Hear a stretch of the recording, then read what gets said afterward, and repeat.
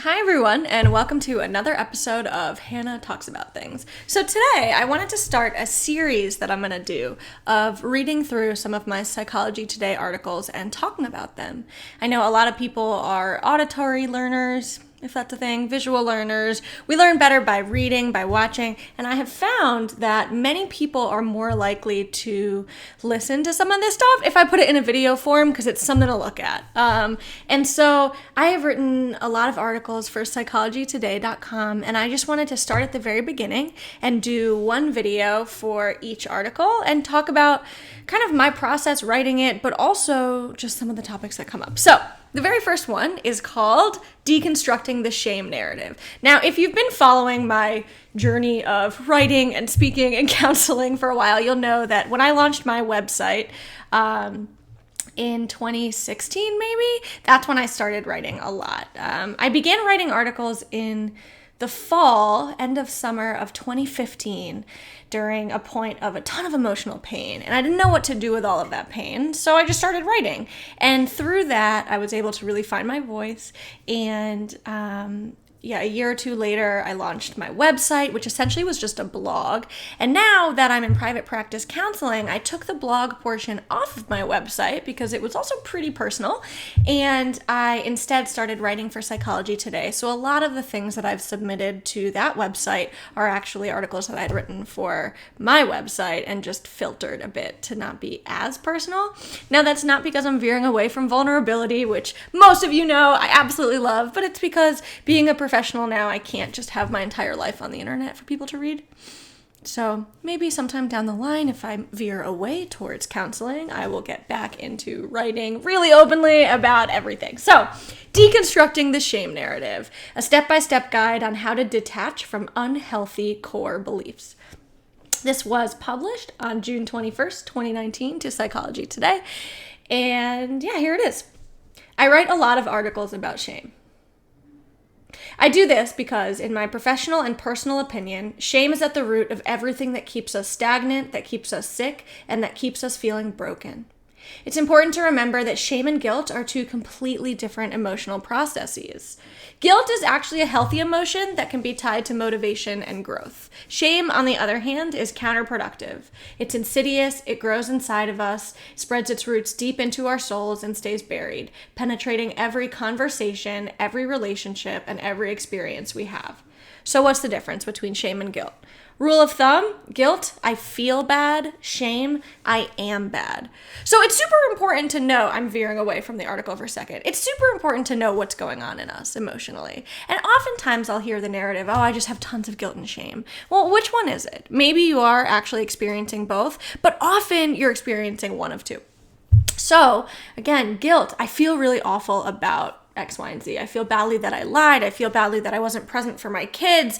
I just feel really awful about being a shitty friend. I mean, whatever it may be, right? Fill in the blanks. That's guilt. Guilt is healthy and motivating. It's like that feeling of remorse where we want to do better. Like, God, I feel really bad about that. Shame is like taking guilt and swallowing it whole. It's the internalization of guilt. It's saying, I am bad.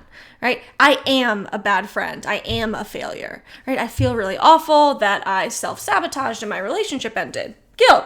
I am unlovable. I am a shitty person. I'm never going to find love. I'm not good enough. I am inadequate. Shame. Right? And so it's important to start to deconstruct, as the title of the article, the shame narrative. Instead of just saying, I'm so ashamed, what is it that you're ashamed of? What is your shame narrative? Even if part of you cognitively knows, okay, I know I feel this way, but it's not who I am, it's still important to identify what the shame narrative is. I am blank. What is it? I am a failure. I am not good enough. I am unlovable. I am hopeless. I mean, really, it's important for us to identify what the problem is, right? In any problem-solving process, we have to first identify the problem in order to start to move forward. So, rule of thumb. Rule of thumb. Guilt, I feel bad. Shame, I am bad. Oh, wow, I just said this out loud, but whatever. I often hear people combine these two emotions in one enmeshed sentence that sounds something like, I have a ton of guilt and shame. Well, which one is it? You may be experiencing both, but more often than not, one is more pervasive than the other. To feel guilty would lead us to want to make changes, but still have enough self-efficacy to know that we can. Self-efficacy, think of Thomas the Engine truck? I think I can. Self-efficacy, but the belief that I can do it. Shame will lead us to feel incapable of growth and change. Shame leads us to the narratives that sound similar to, this is just who I am, how I am, or what I am. And I talk a lot about this in some of the articles about relationships. Like, oh, I'm just bad at commitment. Like, we'll return to that. These finite and labeling narratives, however, are at the core of everything that can keep us feeling stagnant, unworthy, and incapable. Again, I should really read this before I read it here. When someone says they are bad at commitment, they simply haven't dealt with some serious wounds that have buried deep shame inside of them, which leads them to the belief that they are incapable of commitment. But you can substitute commitment with any other word. I'm bad at setting boundaries. I'm bad at dealing with conflict. I'm a people pleaser. The main question here would naturally be, how do I let go of my shame narrative? But we do not let go. No, we walk through it. We need to first acknowledge it, then accept it, and finally challenge it. Walk through shame, not around it. That can sound incredibly vague and abstract. This can sound incredibly vague and abstract, so here's a step-by-step process to deconstructing the corrosive shame narratives. Part 1. What are you ashamed of? Like I just said. This is the first part of this lengthy, emotionally exhausting, but necessary process. It's to first identify where you hold shame. Just like any problem-solving process, the first step is to actually identify the problem.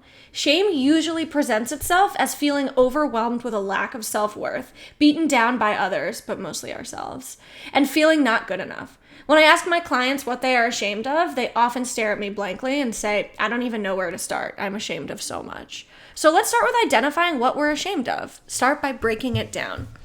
We usually get super verbose in this area. We can start to go on long tangential tirades about how we're ashamed of all of the things we've said, what we've done, how we've behaved, and ways we've felt or thought about certain ideas, and so on. I need some coffee.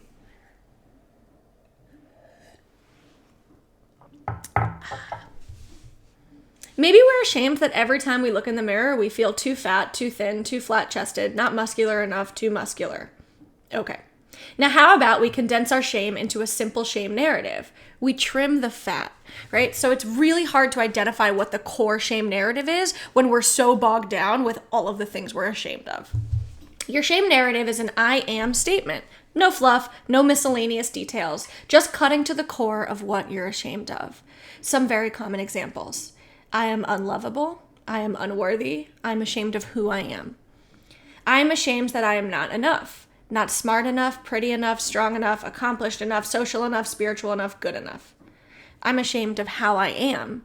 How codependent I am, closed off, open, scared, apathetic, lost, damaged, hurt, confident, insecure, privileged, unprivileged, sober. I am or am not. You get the point, I hope.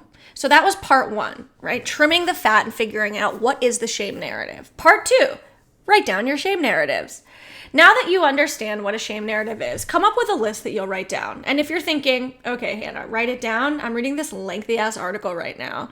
I took out the word ass for psychology today, but it's important. Isn't that enough? I'm just going to think my way out of this one. You are mistaken. This takes work. Far too often we want to do the work, and then when someone's like, hey, try this, we're like, yeah, I'm not going to do any of that. I'm just going to think about it. You stuck in your head with your shame is probably the worst case scenario here. So start by writing it down. You're probably watching this video on your phone right now. X out of it. Or just like press the home button and minimize it. Go to your notes app and start writing down some shame narratives. Ooh. This takes work. It's no joke. Put your phone, tablet, or computer aside for a few minutes and jot down on paper or even in the notes app on your phone some of your shame narratives.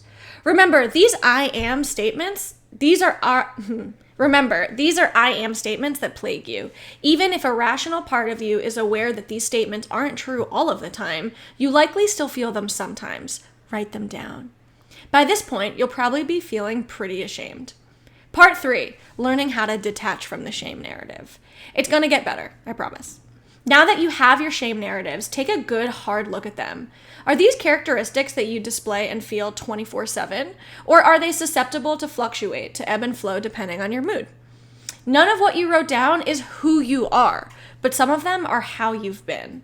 These are very different narratives, and this is how we learn to detach.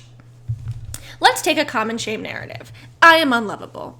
These narratives may stem from other core narratives like, I am not good enough, I am not attractive enough, and so on. Nonetheless, they manifest in feeling unlovable or unworthy of love. This is a major issue in our lives because, as stated in the book, The Perks of Being a Wallflower, one of my favorite quotes of all time, we accept the love we think we deserve. So if I don't believe I'm deserving of love because I'm not enough or I'm inherently unlovable, all of my relationships are going to be dysfunctional to an extent.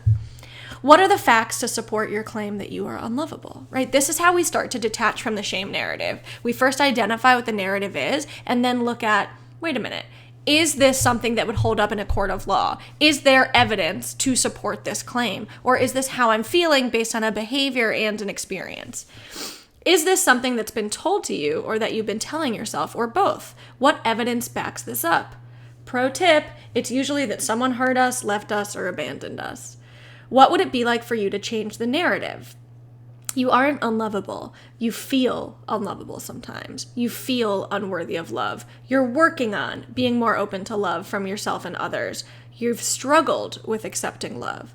I'm a really big advocate of narrative therapy, and if you've read the book The Four Agreements by Don Miguel Ruiz, you'll remember that the first agreement is be impeccable with your word. Now, impeccable, deconstructed, means without sin. So really bringing a level of awareness to the way that we speak about ourselves and others and the world. So if I'm saying to myself and others, I'm codependent, I'm a people pleaser, I don't do conflict, I'm unlovable, I'm a piece of shit, I'm unworthy, I am going to believe all those narratives to be true.